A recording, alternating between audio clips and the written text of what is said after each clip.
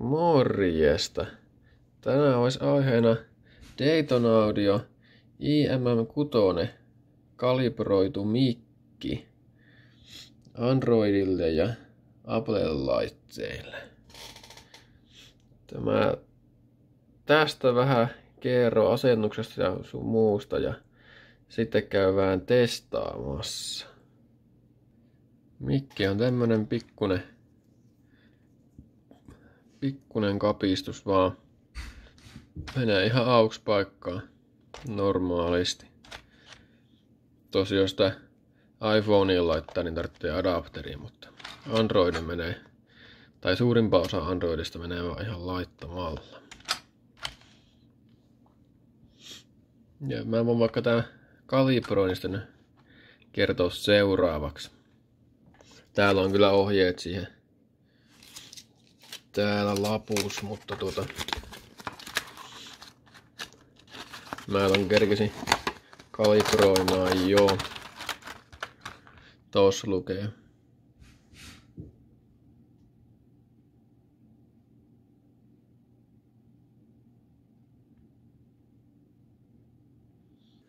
No joo, eli täällä Dayton Audion sivulla niin täällä on kaikkea tämmöstä manuaalia kaikkea ladattua. Täällä on nyt tämmönen kun tän kalibrointitiedosto lataus. No niin, menihän se. Niin tänne laitaan vaan model. Mulla on tää IMM6. IMM6 laitaan tosta. Sitten seriaali mulla näkyykin tässä jo, kun mä tän kerkisin tekemään, niin se on tuo. Tuolla näkyy, niin se laitetaan täältä. Sitten tästä ladataan.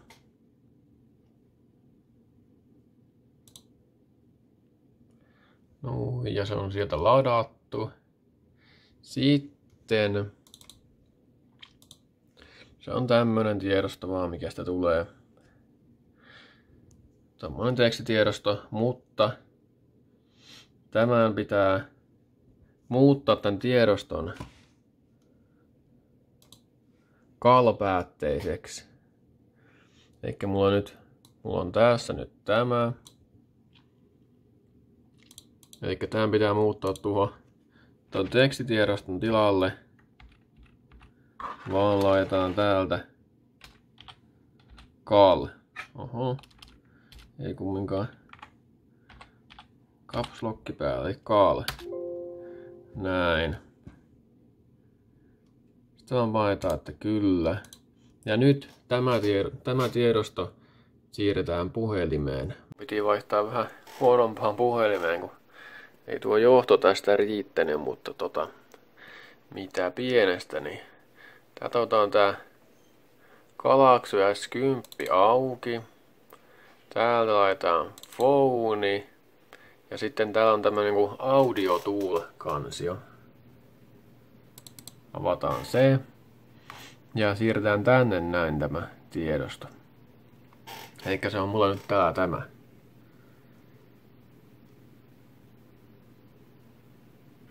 Tähän samaan kansioon tulee sitten myös kaikki mitä tänne tallentaa tuosta ohjelmasta, niin tulee tänne näin. Ja tänne voi pistää vaikka ton, mitäs tää on suomeksi, semmoinen tavoitekäyrä. Niin tonkin tänne voi laittaa. Ja mä voin senkin kertoa kohta, että minkälainen tuo homma on. No joo, katsotaan se kalibrointi nyt vielä.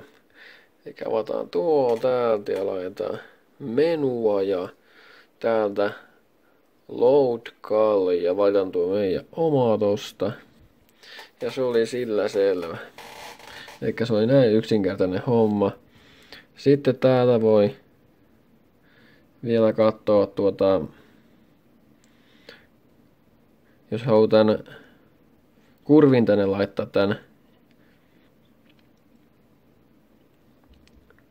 tämän mulla tuossa onkin tämä näin. Niin se saa tästä sitten laitettua. tuolta noin yksinkertaisesti. Eikä tämä nyt ei ole tämä ihmeisempi homma. Täältä löytyy kaiken näköistä, mitä voi tarvita sitten. Mutta juu, tällainen appi ja nyt päästään tämän käyttöön. Tässä nyt on vielä tämä tavoitekäyrä, niin jos joku haluaa tämän kopsata. Eikä se on vaan hertsit näkyy tossa ja desibelitaso on tuo viereinen lukema.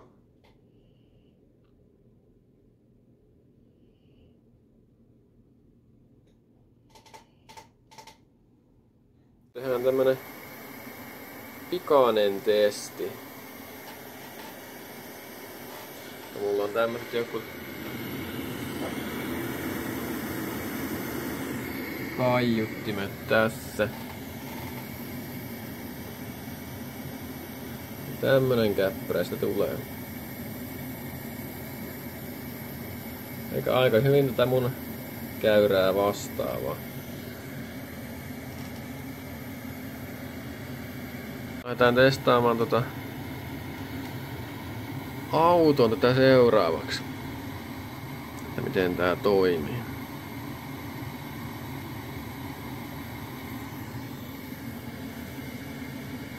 Meillä on tosiaan Pink Noise on täällä koko ajan soimassa. Tuntuisi tää ihan pelittävää. Lähdetään tätä nyt tästä säätelemään. Tää nyt ei oo ihan optimaalinen tää mun säätöpaikka täällä takapenkillä, mutta eiköhän tämä tästä. Mä nyt käytän mun vanhaa kameraa, tai vanhan puhelimen kameraa, niin tässä tää zoomi on erittäin hidas, niin kuin näkyy, että tässä kestää tarkennuksessa kauan aikaa, mutta eipä se nyt maailmaa kaada. Eikä ihan ekana voitais katsoa minkä näköinen se käppyrä täällä on, kun laitetaan tuo Pink Noise soimaan. Tuolla näkyy. Tää on SMD CD-levyltä, mikä tuli se DD1 mukana. Niin mä tässä etin ja sopiva vola kuva tänne ylettys. No niin. Tää ei tosiaan oo mikään optimaalinen paikka kyllä, mutta mä nyt teen tämän nyt näin. Niin. Eli tässä näkyy tää säätämätön käppyrä. Basso mulla ei oo päällä ollenkaan, niin sen takia tuo alkupää tuolla noin matala. Koska mä nyt en halua bassoa tähän saa säättyä ylipäätään ollenkaan. Aika kovaa tulee tuolta nuo keskitaajuudet näköjään.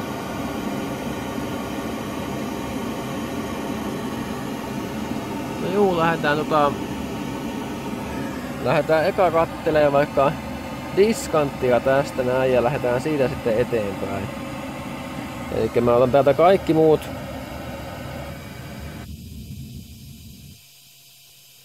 paitsi diskantit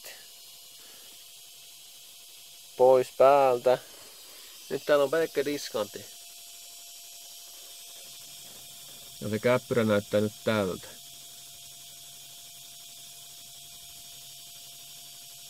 Eli tämähän on oikeastaan ihan hyvä. Me voitais kokeilla säätää ja katsoa, että tää diskatin toistokaistaa. Näistä luvuista mitä täällä on, ei kannata välittää. Ja täällä kannattaa tosiaan nämä molemmat olla valittuna, että ne säätää molemmista yhtä aikaa näitä suotoja.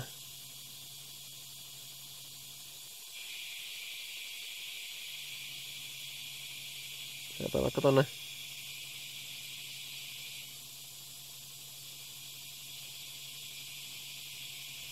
kakkoseen ja katsotaan, että nyt se menee 2 kiloon asti. Nyt me nähdään täältä, että miten hyvin se nyt toimii sitten, jos tää nyt tarkentaa jossain vaiheessa. No niin. Eli me nähdään, niin tuolla näkyy 2 kiloa on tossa. Tää ei varmaan saa mitenkään zoomattua. Ei saahan sitä näköjään.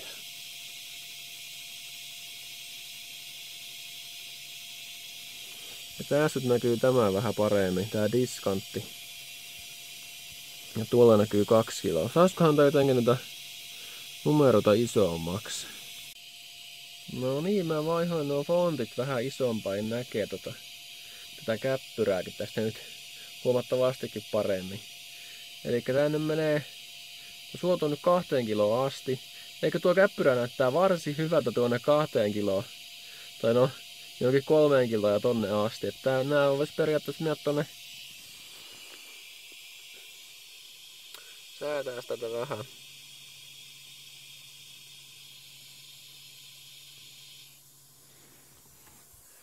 Tätä yksin tonne ihan ylös. Ja mä lähden tätä säätää täältä nyt alaspäin. No nyt on 2 kilossa, joo. Nyt on 3 kilossa. Ei mikään pahan näköinen. 4 kilossa.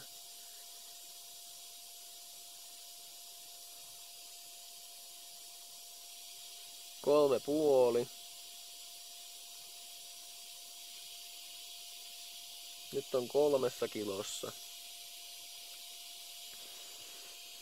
Jos niinku tähän kohtaan tää kun miettii, niin tämäkin on tää 3 kiloakin olisi niinku yllättävän hyvän näköinen tässä kämpyrän mukaan.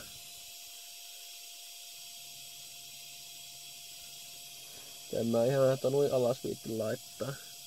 Tässä on 3,5.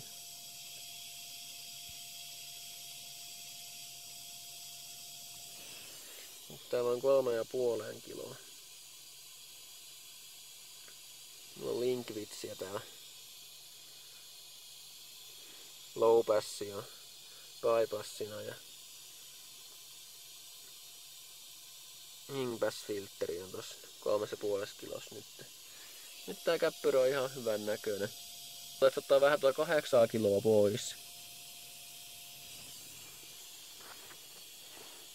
8 kiloa. Missäs tää se on? Täällä.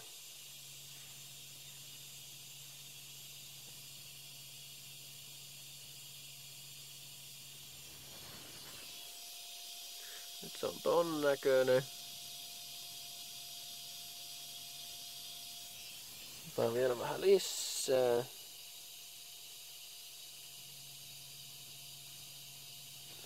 Viisi. Alkaa näyttää tolta. Ehkä nyt se on aika niinku hyvän näköinen. Jos tää nyt zoomais. Otetaan vielä tuolta 10 vähän pois.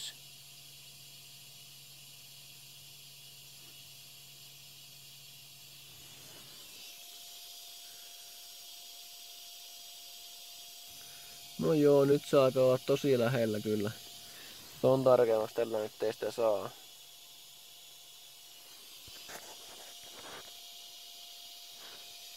Ja nyt siellä näyttää täältä tämä käppyrä. Se on ihan ok. Antaa olla nyt tämä tämmösenä. Sitten me sammutaan täältä nuo diskantit ja mennään keskiääniin.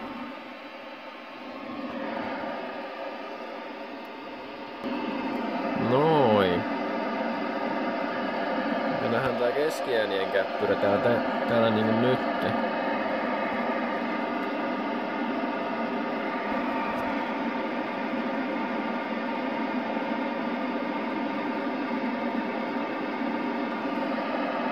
Katsotaan nyt, että millaista kaistaa nää haluu tätä. Täällä toista. Tää on nyt 200. Tästä on vaikka 100 ja tonne 10, niin katsotaan miten tää käppyrä näyttää.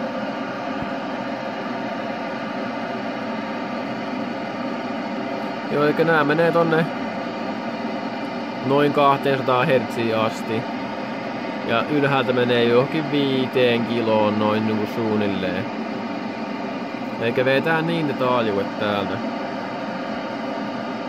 Elikkä täältä vetää high pass 200.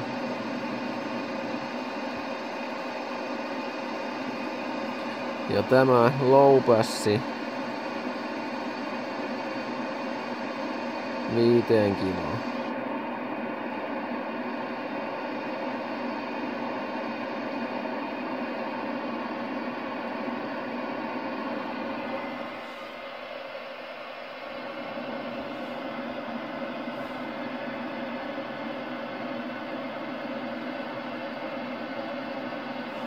Noin. Ja nyt meillä on ihan hyvän näköinen tää käppyrä tässä.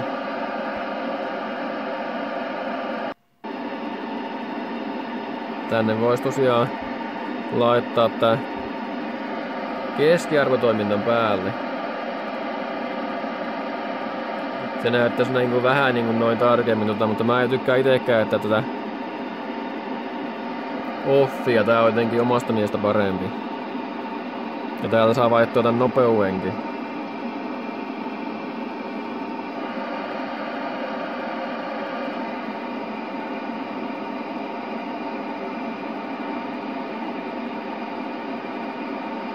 Ehkä tuo mediumi olisi paremmin EI:n käyttöön.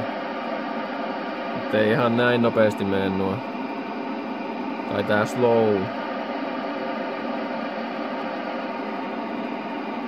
Otetaan tuo mediumi tosta.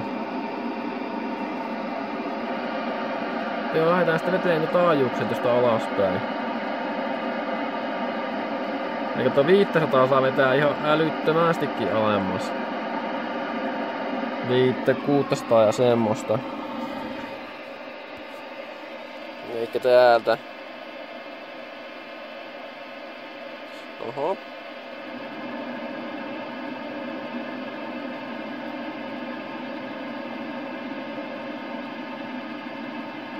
Tänne saa tehdä varmaan oikein kunnon montu.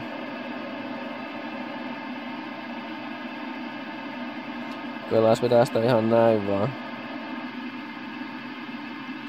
Kylmän viileesti alkuun.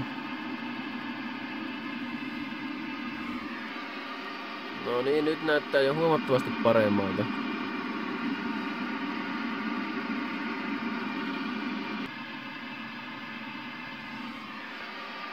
No niin, nyt se alkaa olla parempi jo. No niin, ei tää nyt mikään paras oo, mutta vähän parempi kumminkin. Tätä sai aika paljon ekuttaa, että sai tosta niinku ton käyrän mukaan se. Kun mullahan tuolla on tupla keskiäänet, niin se vähän vaikuttaa tietenkin. Mutta joo, hypätään seuraavaksi tuonne. Täältä hypätään tuonne midiin.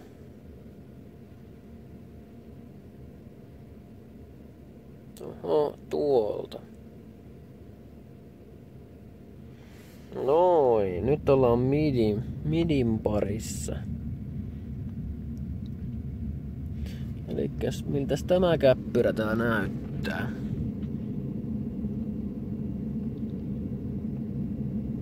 No se itse asiassa onkin tosi hyvän näköinen, joo.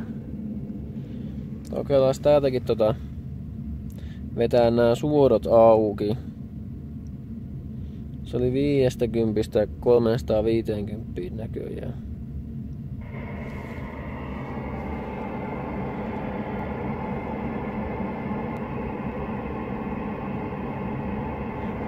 No niin. Eikä itse asiassa tämäkin toistaisi 2 kiloa asti. Jollakin lailla. Sitten alkaa laskemaan. Tää on tää 4 kiloa nyt laitettu.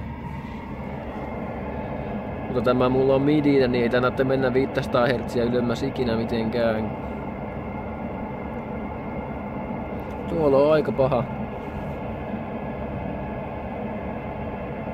aika paha tommonen droppi. Droppi löytyy. Sen takia mulla täällä varmaan tuo 350 oli aikaisemmin. Joo, näköjään.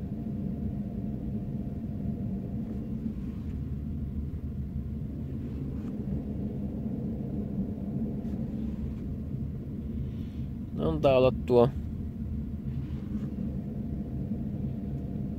nyt siinä tuo 340 siellä nyt tällä hetkellä on, niin antaa olla se siellä. Sitten tää on tänne vähän, tuo yläpuoli nyt on ihan hyvä, tohon pitää laittaa vähän ekua tuonne 250 Hz alapuolelle.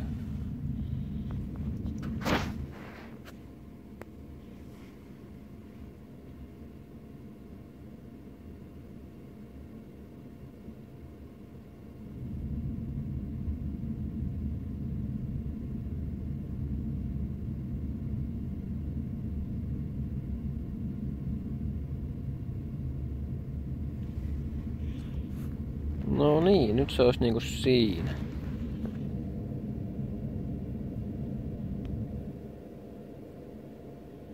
Aika lailla.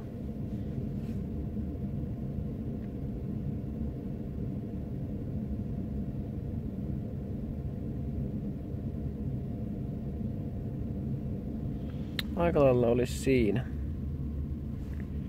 Sitten laitetaan seuraavaksi vaan tänne kaikki täältä päälle. Ja katsotaan mitä sitten tuo käppyrä sitten näyttää. Vetästään täältä.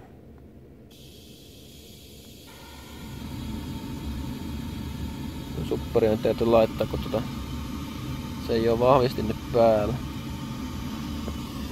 No niin.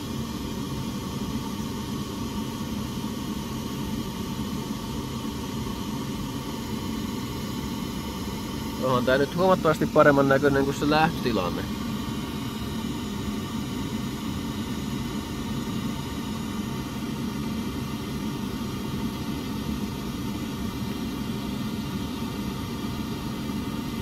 Tuolla 250 alapuolella on vähän korostumaa.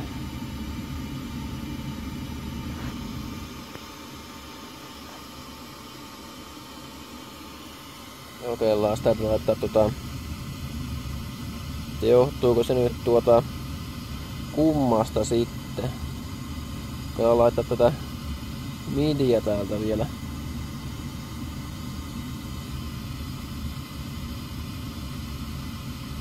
No joo, nyt.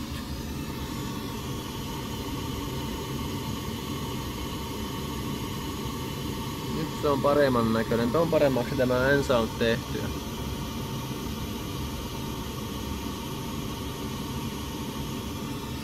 Kokeillaan suvikseen miten nämä vaiheet vaikuttaa. Muistaakseni midin vaihe tässä pystyy joo midin vaihetta tällä pystyy vaihtamaan tai niinku siirtämään. Laitetaanpas keskiääneen. Jos me saatais sieltä vähän jotain muutosta aikaa.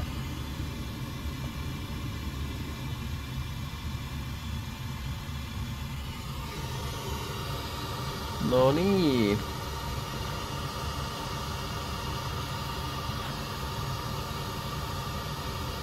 Nyt me nähdään heti, että täällä on vaihe nyt ihan väärä.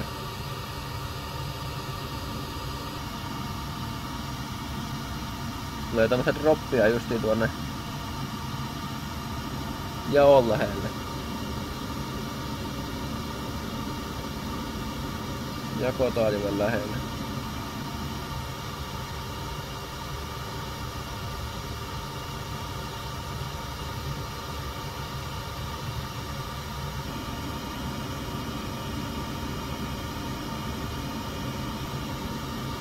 Tuosta tietää, että on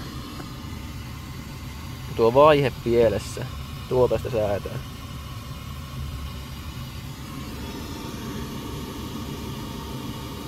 No juu, tämmönen laitos tämä on. Ihan ihan mielenkiintoinen.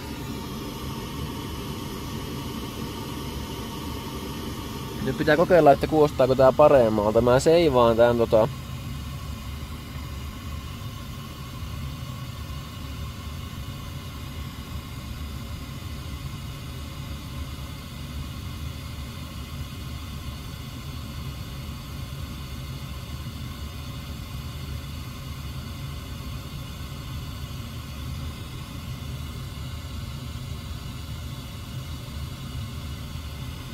seivataan tuo tonne. Ja mä kokeilen kuunnella tuo ero. Että onko tuolla mitään niinku... Kyllähän tuo tietenkin vaikuttaa johonkin, kokeillaan, että... Mä veikkaan, että se on mulle vähän tylsän kuuloen nyt kun mä tän teen, mutta katsotaan. Kokeillaan nyt vielä tää ero tän ekutetun ja ekuttamattoman välillä. Elikkä ladataanpas tuo mun vanha tästä, elikkä se on tuo.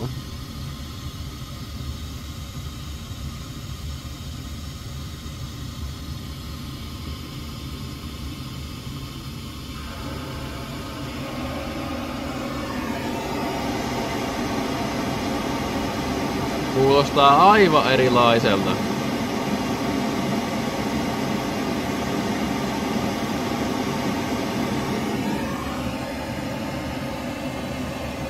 Aletaan viettää tuo äskönen.